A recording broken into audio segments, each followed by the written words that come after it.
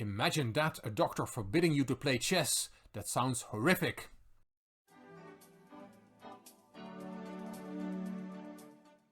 Hello chess fans, this is Rick from Chess to Impress with the next video in the alphabet series. We had the A for Aljechin, we had the B for Botvinnik. Let's see what your suggestions were for the letter C. Carlsen is of course a very obvious suggestion, but a few of you said Capablanca. Mateus Penteado, Roger Berryman, Booyah CS, Raventoe, Final Flush and Jack Werung said they wanted to see a video on the third world champion. Mikhail Chigorin was suggested by Raventoe.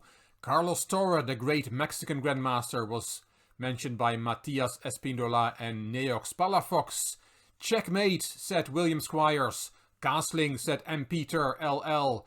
And a very nice suggestion from LMHG3 to do a video on Chess to Impress. Computer chess, said M. Peter and Final Flush. Close call was also an option that Final Flush mentioned. The Calabrese counter gambit was mentioned by Joey P.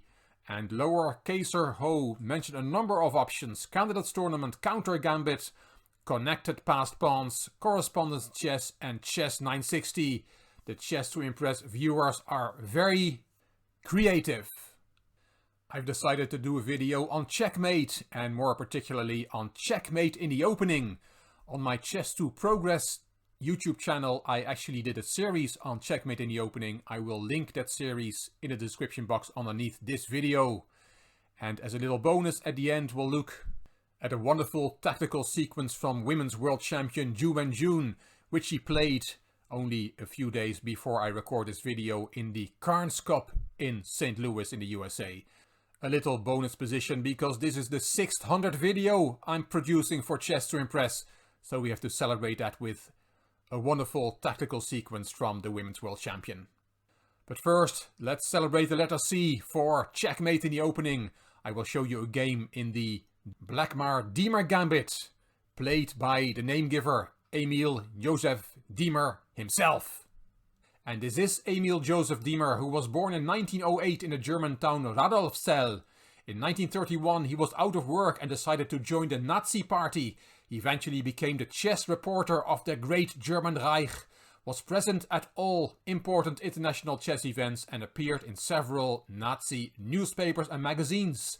After the war, Deemer wrote for numerous minor magazines and papers, sold chess books and gave simultaneous displays, but soon found that it was difficult for a middle-tier master to support himself in this way. In 1965, Deemer was committed to a psychiatric clinic. The doctors considered that chess was too much of a strain for his nerves and forbade him to play the game.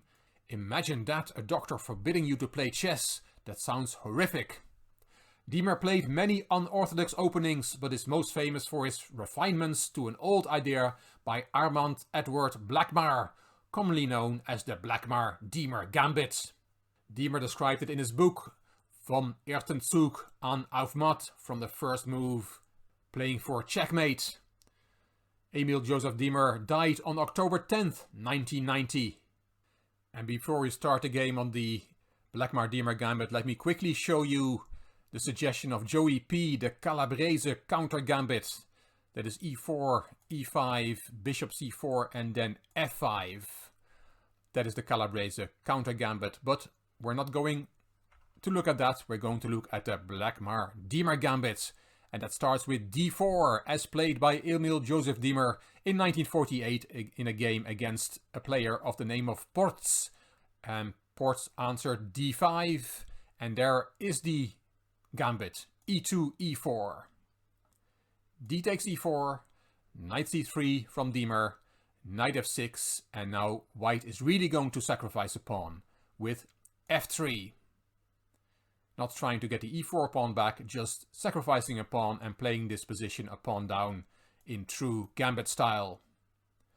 I had this position with black not so long ago in the Irish League, and I decided to not accept the pawn sacrifice, but I played e3, and later I regretted that because I lost a bad game. I should have taken on f3. The only way to refute a gambit is by accepting it, and I did not adhere to that rule.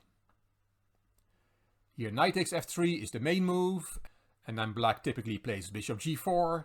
That bishop is then kicked, and bishop h5 is possible, but also taking on f3 is possible. Queen takes, and then it's very dangerous to take on d4, because then white will take on b7, and the rook in the corner will be hanging. So c6 is the main move here to avoid white taking on b7, and then bishop e3 is the main move, protecting the d4 pawn. But in this game, Deemer against Ports, after e takes f3, Deemer took back with the queen on f3, leaving this pawn unprotected. And it is dangerous to take it, but Ports was not afraid and took the pawn, grabbing a second pawn. White has dangerous compensation. Black's queen is a target in the middle of the board. c6 is the main move here according to theory. But as said, black took a second pawn and said to white, I'm 2 pawns up, you prove that you have enough compensation. Deemer started with bishop e3, hitting the queen. You can go back to d8, that's an option. At least the queen will not get further harassed on d8, but it's a very slow way of playing. White has a huge advantage in development. In the game, Ports decided to go with his queen to e5. Castling queenside from Deemer. Quick development. Nice open file for the rook. c6. That needed to be played to be able to bring the bishop on c8 into play without having to worry about queen takes the pawn on b7. h3, preventing bishop g4 with a skewer. That would have been very good for black, so Deemer prevents that. Bishop e6 developing, bishop d3, knight bd7. Black develops his pieces as quickly as he can. Knight g to e2, and now Ports also castles queenside. Bishop f4, harassing the queen again, the queen in the middle of the board.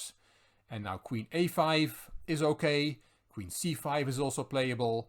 White has compensation for the 2 pawns, but he still has to prove a lot. But in this position, after bishop f4, the queen went to a wrong square. Ports did play the queen to h5. And this is a nice puzzle. How does white win on the spot here? And checkmates the black king in the opening. It's a beautiful move. It's a queen sacrifice. Queen takes c6 check. Double exclamation mark. Wins the game on the spot for white. Black has no option. You have to take. And then the checkmate move is bishop d3 to a6. And we see a lovely checkmate with the 2 bishops. A wonderful quick checkmate in the opening by Deemer in his own opening. Hope you enjoyed it. And as promised, a little bonus because it's video number 600. A beautiful combination from the Women's World Champion played on the 11th of February 2020 in the Carnes Cup. Carnes is the maiden name of Jean Singfield, the co-founder of the St. Louis Chess Club, with her husband Rex Singfield. St. Louis, the chess capital of the world. They have so many events nowadays, it's really wonderful. The Carnes Cup is a 10-player round-robin event between 10 of the strongest female players in the world. World champion Zhu Wenjun is there, and so is Yekaterina Lagno, who had the white pieces in this game, and Zhu Wenjun was black. It was the 5th round, a Russia versus China clash. In 2018, Lagno and Zhu Wenjun played the final of the Knockout World Championship event. It was very dramatic. Lagno only needed a draw with white in the last game of that final to become world champion, but she lost and then lost the tiebreak. In this position, black is better. White has an extra exchange. Black has 2 pawns compensation, but more importantly, the white king is in the open, while the black king is perfectly safe. Black has just played f7, f6. In the long run, she will want to bring her knight into the attack, harassing the white king. Lagno played queen f5 here, pinning that knight, and also bringing a threat with rook g4 into the position. That would be very dangerous for black.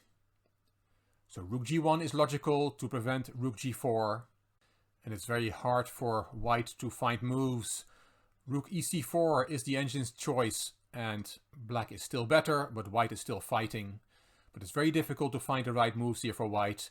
Lagno played rook e3 instead, and she missed a wonderful tactical trick.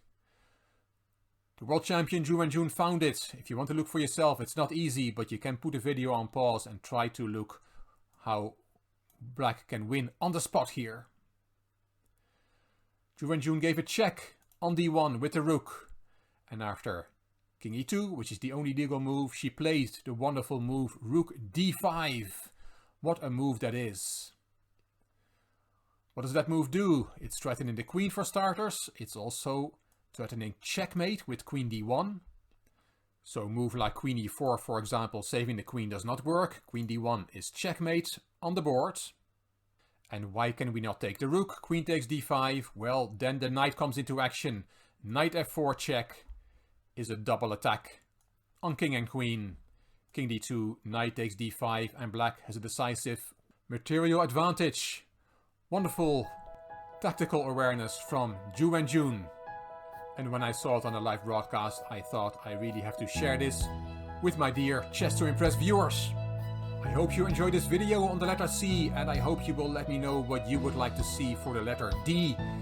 I don't think there are any world champions with the letter D, so let's see with what creative suggestions you can come up with. If you like this video, please give it a thumbs up, please subscribe to the Chess to Impress channel, and please leave a comment. I will read them all and I will reply to them all.